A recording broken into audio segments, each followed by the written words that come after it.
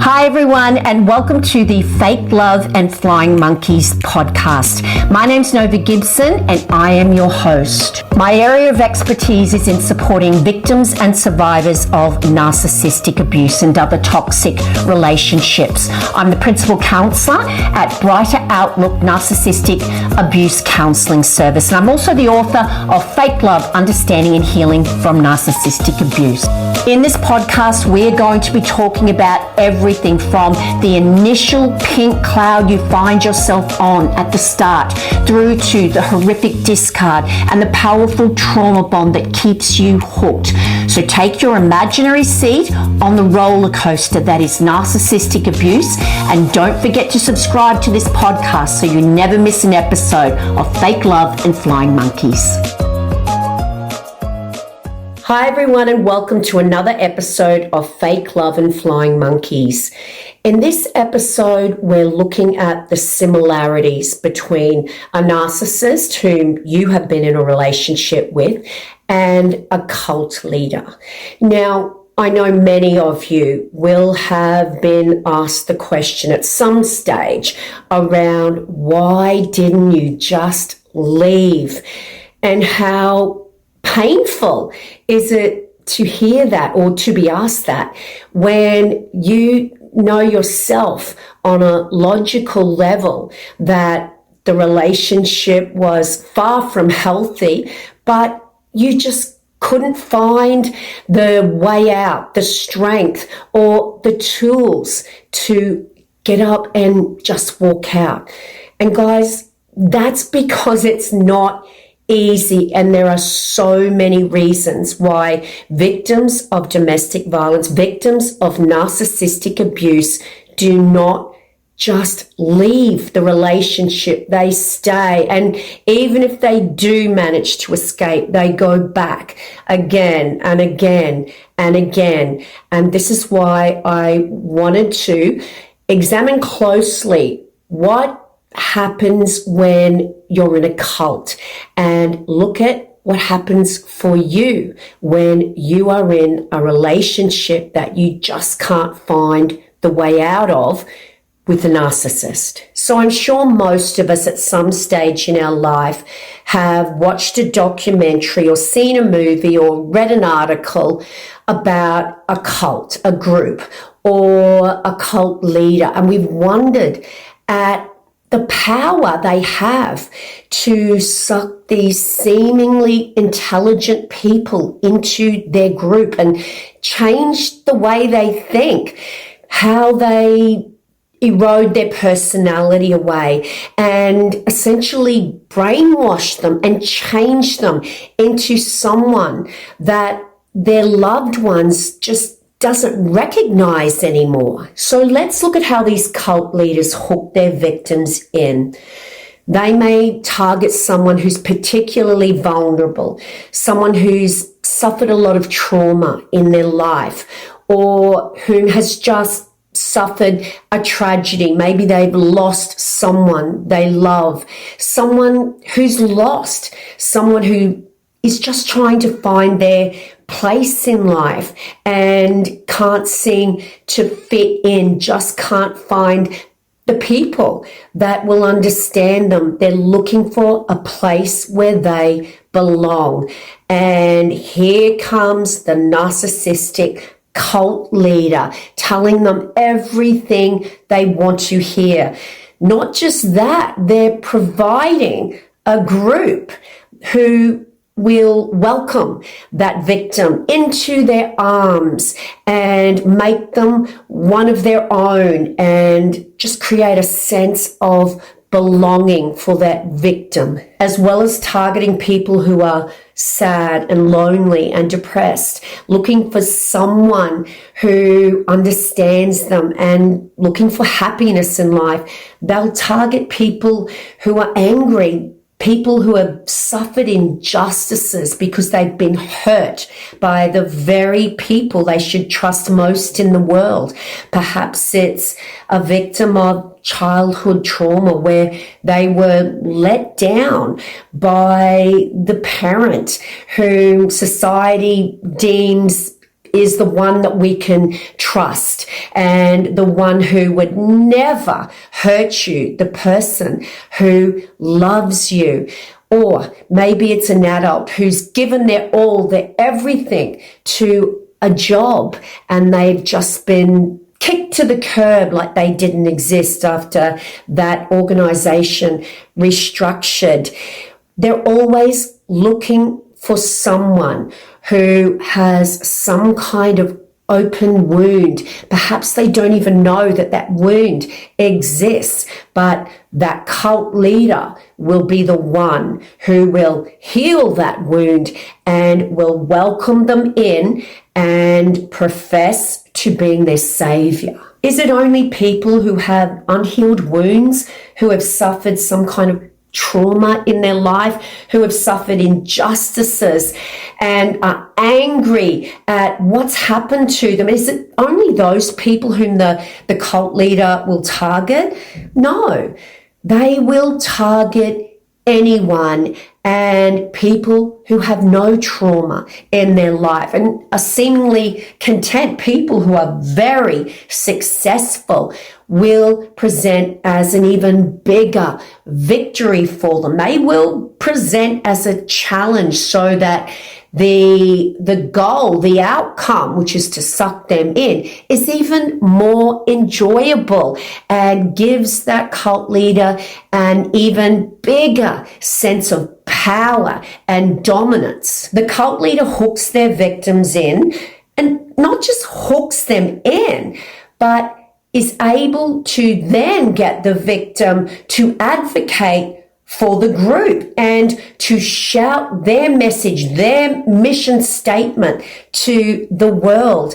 They're able to get them to leave their entire life behind to support them and their goals and their dreams and wishes through their charisma, through their art of persuasion, because they've had a lifetime of practice when it comes to manipulating people and persuading them to do what they want. So what does the cult leader rely on to make sure that their followers stay loyal to them and are not able to be influenced by other people, other things? They rely on isolation. They've got to get them away from any type of support system. This will often mean having them shut off from social media. And of course, their family and friends, they want to get them on their own so they are easier to manipulate. So the victims are isolated from the rest of the world, and they are brainwashed with messages that will elevate the status of the cult leader. They're also being love bombed. They belong. They feel like they have their tribe. These people love them. And of course, the cult leader loves them. At the same time this is happening, they are being brainwashed with messages that their loved ones really don't love them and that they didn't have their best interests at heart, and that the only person, the only people who that will really be there for them in the end are the cult leader and the rest of the group. And what would happen if they one day thought, that's confusing, that doesn't make any sense to me, and they spoke up about the discrepancy between the cult leader's words and their actions? If they dared to say anything, they would be told that they were ungrateful. They would be gaslighted out of their reality, and they would be brought back into line by the rest of the group who would support the cult leader. In other words, they would have their boundaries eroded away and their dependence on the group and the cult leader would increase, because they would be made to feel that they couldn't survive without that group. Through consistent gaslighting, brainwashing, the victims, the followers, are conditioned to not trust their instincts anymore, and they rely on their cult leader for what their reality is. They don't trust themselves, and they can't make decisions anymore without having to seek the guidance and opinions of others. They're taught that they can't be an individual, and that any kind of thoughts outside the group are the wrong ones, and that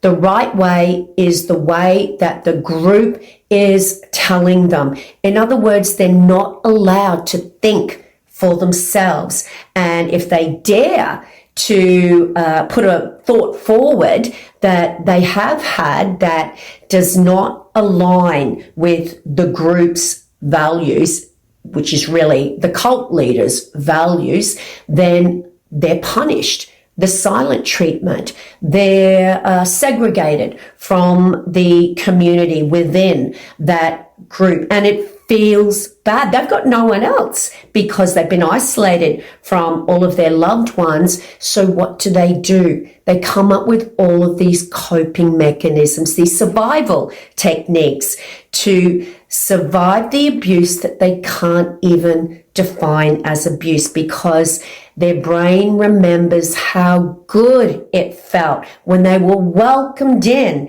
and how amazing this person, the cult leader, made them feel when they were searching for that. Now, does any of this sound familiar to you when comparing it to your relationship with the narcissist?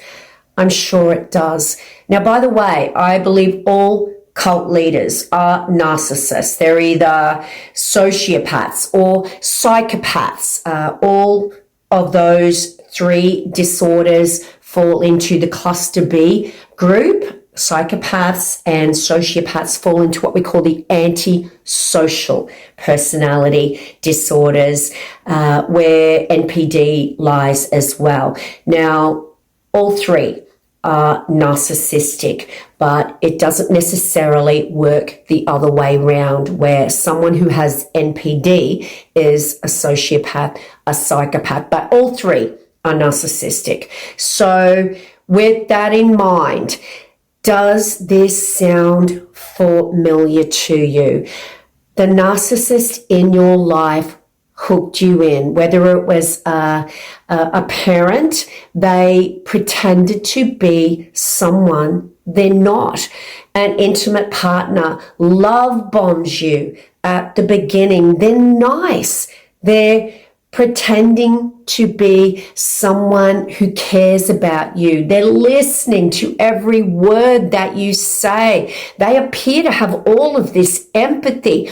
Who on earth would believe that this person would hurt you so badly down the track? Now, with a narcissistic parent, it's a little bit different, because you are born into this organization.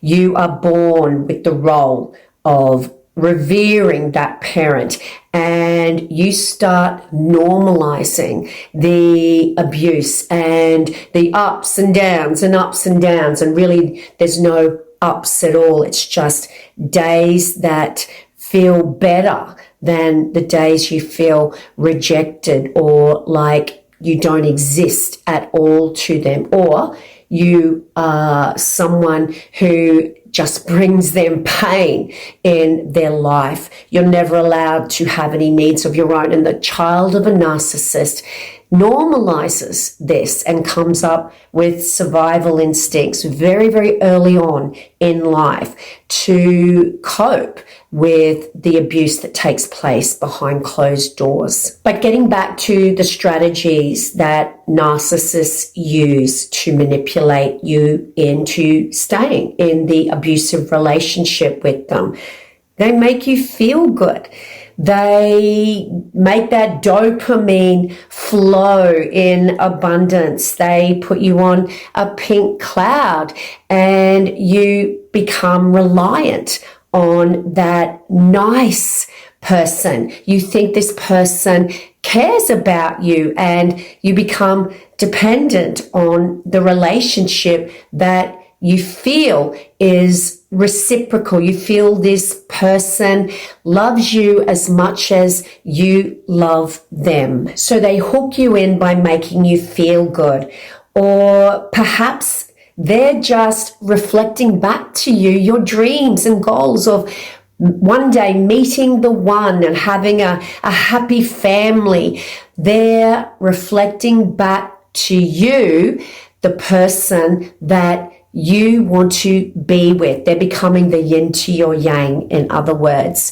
And they hook you in. Now, they've got to keep you hooked.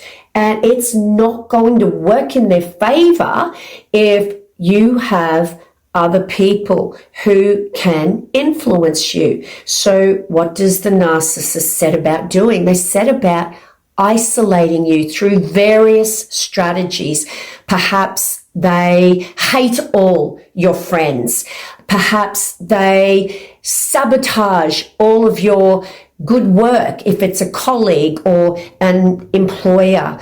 Or perhaps it's that they become best friends with all of your family and your loved ones just so they can isolate you from them at a later date when they're engaging in a smear campaign.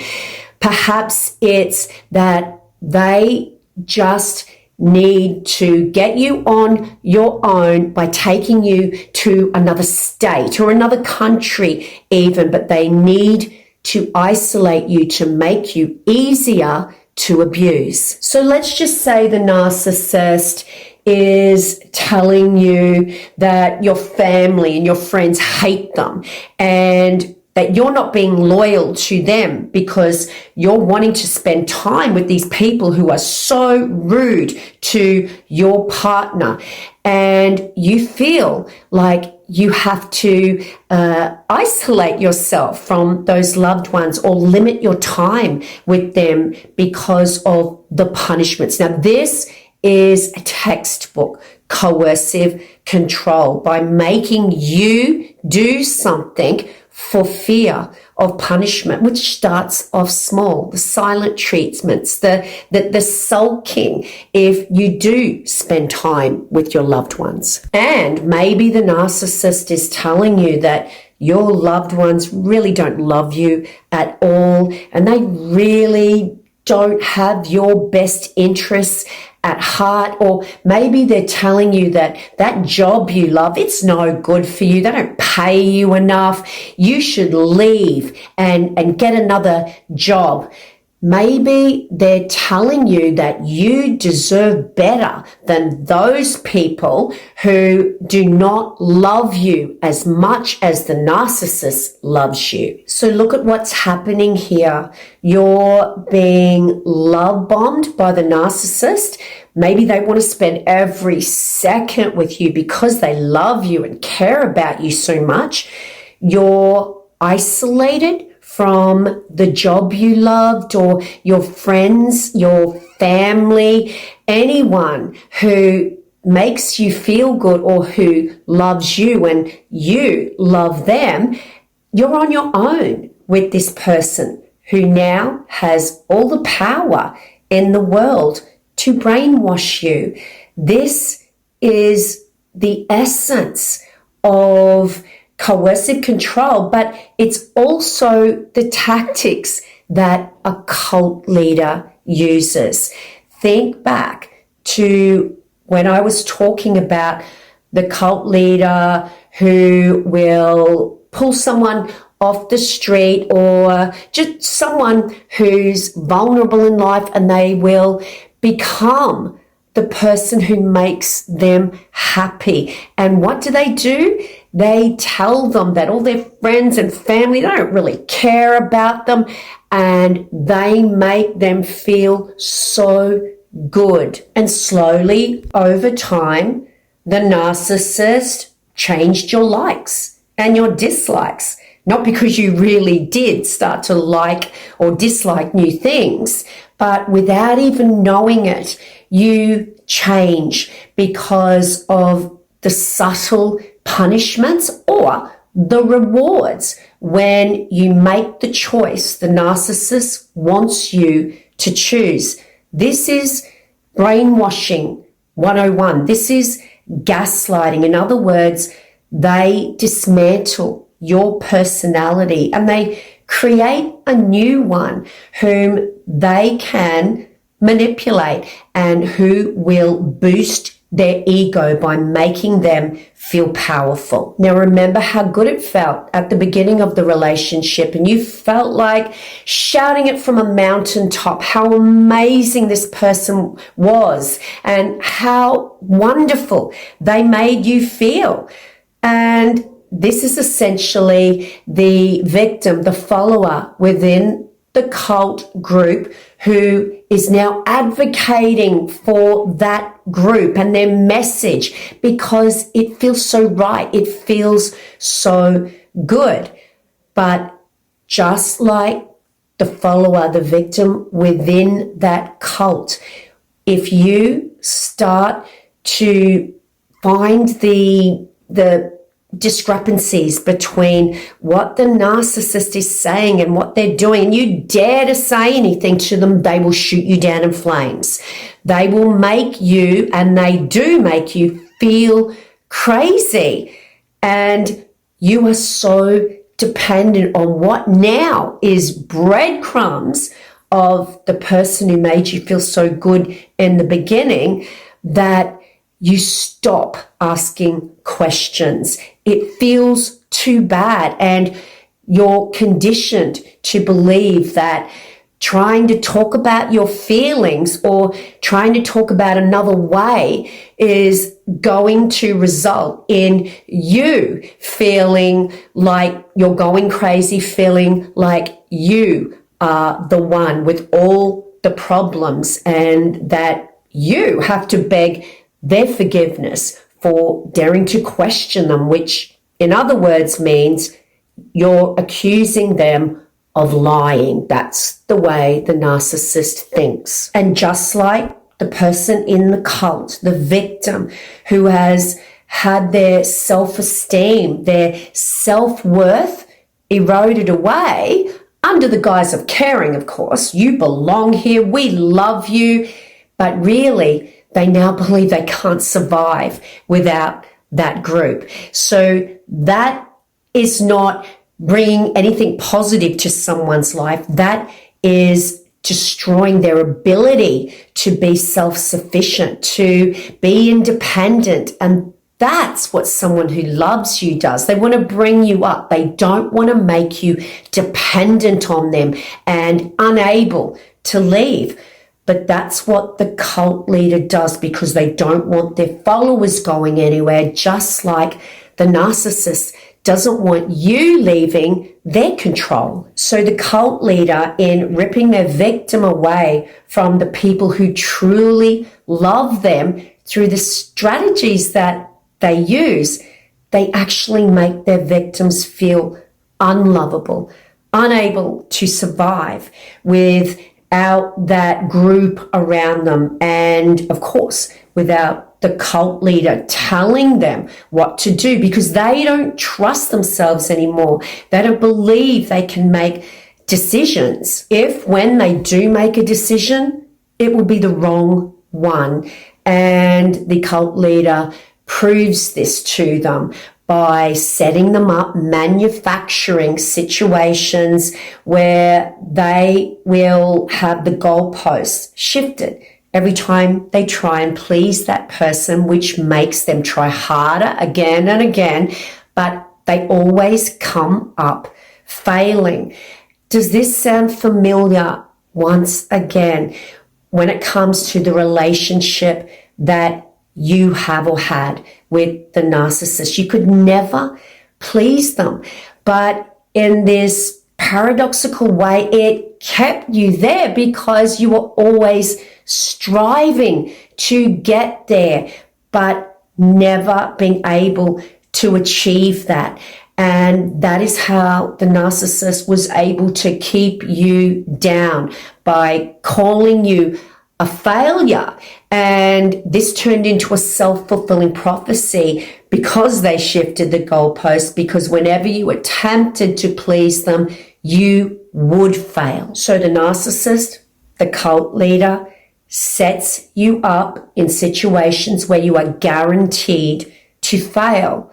And then they will come along and set up a situation where they're in charge and they manufacture the outcome they want, which shows you that they were right, that you should have done things their way, and that then there would have been a positive outcome. So it conditions you, the victim, to think that you can never do anything right and that you have to rely on the narcissist in your life for what is right and what is wrong. In other words, you just don't feel capable of making any decisions in your life, especially big ones. So let's just quickly look at how the victim in a cult would feel if, when they hit that rock bottom, and perhaps they're experiencing regret because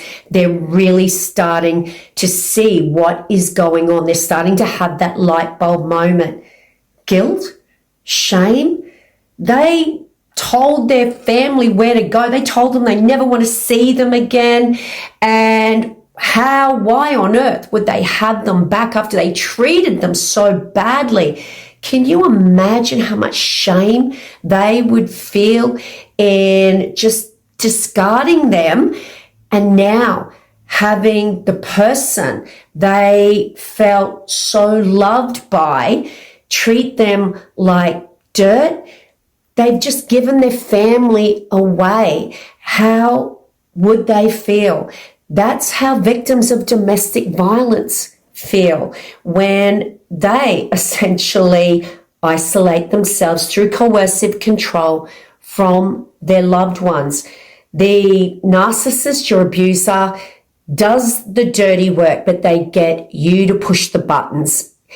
They get you to say no to people, to stop calling them, to reject their calls through the coercive control strategies under the guise of loyalty to them and caring about them.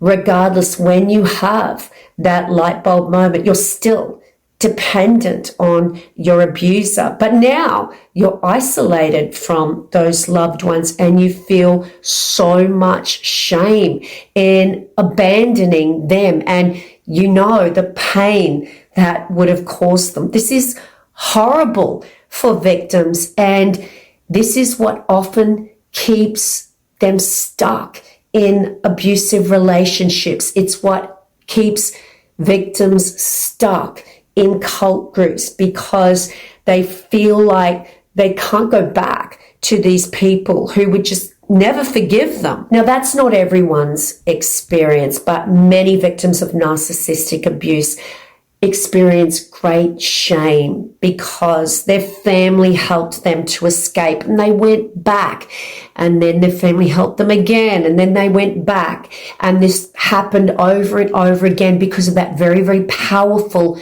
trauma bond.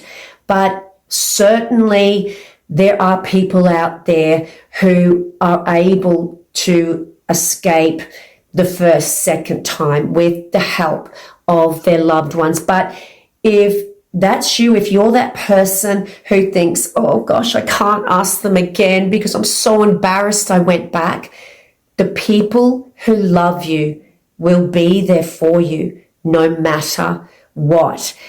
It's a matter of getting support and understanding the powerful trauma bond and all the strategies your abuser used to keep you stuck in that abusive cycle, in exactly the same way the cult leader used to keep their followers stuck and isolated from anyone who could tell them differently from what the narcissist wanted them to believe. The people who love you will be there no matter what, and with lots of support to understand why, how you stayed, what happened to you, to validate your trauma, you will be able to escape and heal and remain away from your abuser.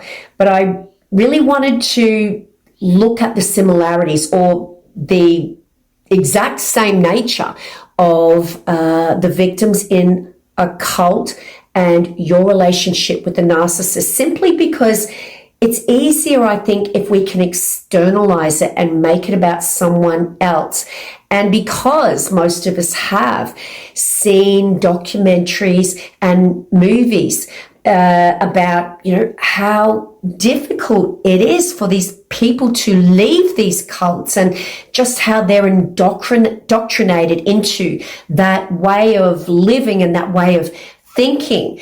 That's what the narcissist in your life did to you. They wanted to create a new person, a new you who would be someone who would support their agenda, who would boost their ego. And to do that, they had to destroy everything about you, all your little traits and idiosyncrasies, everything that made up who you are. And they had to start again. Essentially, they had to start off with a clean slate, and that is done through that brainwashing, through the ongoing gaslighting, and of course by creating a very, very powerful trauma bond. So if you can understand it to an extent when you're looking at and thinking about those victims within that cult, then I hope that now makes it easier for you to understand and for your loved ones to understand why and how you were sucked in and stayed with your abuser. And that brings us to the end of another Fake Love and Flying Monkeys episode. I hope you enjoyed or found that episode insightful, guys. I think it's helpful to look at what others have gone through to understand your own experience, because it's not about you, and you can kind of remove yourself from the situation and look from the outside in. Now, don't forget, if you would like to have a one-on-one session with me, no matter where you are in the world, please just see my website in the description, and I would love to be able to support you online in your healing journey from narcissistic abuse. And of course, don't forget to get your copy of my best-selling book, Fake Love, Understanding and Healing from Narcissistic Abuse, available worldwide and available in Audible and Kindle. Okay, if you're wondering what you can do to support the channel, guys, please just leave a review and a rating and share it. Tag your friends, and if you're wanting to know what else you can do, then please buy me a coffee. I've left the link below. I love coffee. All right, on that note, it's bye from me for now. Until the next episode, remember, you are worthy of love, and you were worthy of so much more than a lifetime of fake love and flying monkeys.